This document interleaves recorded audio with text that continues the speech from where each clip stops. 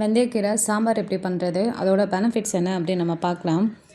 வெந்தயக்கீரை எடுக்கிறதுனால ஹேர் ஃபாலை நல்லாவே கண்ட்ரோல் பண்ணும். ஸோ ஹெல்த்தியாக இருக்கிறதுக்கு ஹேர் வந்து இதை ஹெல்ப் பண்ணுதுங்கிறாங்க.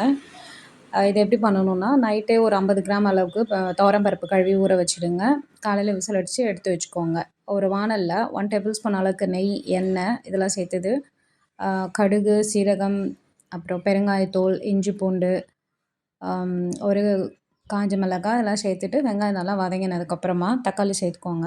தக்காளி கூட வந்து கல்லுப்பு, மஞ்சள் தூள் சேர்த்து மூடி போட்டு வச்சிடுங்க. இதில் நிறைய அயர்ன், ஃபைபர், அப்புறம் விட்டமின்ஸ் நிறைய இருக்குது. டைஜஷனுக்கு ரொம்பவே நல்லதுங்கிறாங்க. அப்புறம் இதில் தேவையில்லாத உடம்புல இருக்க கொலஸ்ட்ரால்லாம் கம்மி பண்ணிவிட்டு ஹார்ட்டை நல்லா ஹெல்த்தியாக வச்சுக்கிறதுக்கு உதவி பண்ணுதுங்கிறாங்க. இந்த தக்காளி வதங்கினதுக்கப்புறம் ஒரு ஸ்பூன் வந்து மிளகாய்த்தூள், அப்புறம் தனி மிளகாய்த்தூள் 1 டேபிள் ஸ்பூன் போட்டு ஒரு 3 மினிட்ஸ்க்கு நல்லா அந்த தக்காளியோடு சேர்த்து வதக்கிடுங்க. அப்போ தான் மிளகாய்த்தூள் வாசனை வராது. கீரையை நல்லா கழுவி வச்சுருக்கோம் இல்லையா, அப்போ கீரையை வந்து கொஞ்சம் பொடியாக நறுக்கிட்டு அது கூட சேர்த்துக்கோங்க. சேர்த்துட்டு கீரை சேர்த்ததுலேருந்தே 5 மினிட்ஸ் தான் இது வந்து குக் ஆகணும். அதனால் ஒரு 2 மினிட்ஸ்க்கு இதை வதக்கிட்டு 3 மினிட்ஸ் கொதிக்க வச்சாலே போதும். அப்படி இல்லைன்னா ரொம்ப நேரம் கொதிக்க வச்சிங்கன்னா பெனிஃபிட்ஸ் எல்லாம் போயிடும். அதனால தான்.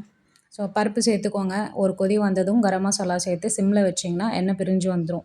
அப்புறம் ரெடியாக இருக்கும் நம்ம சாப்பிட்றதுக்கு. இது நீங்கள் தால், ரைஸ், சப்பாத்தி எது கூட வேணாலும் சாப்பிட்லாம். தேங்க்யூ.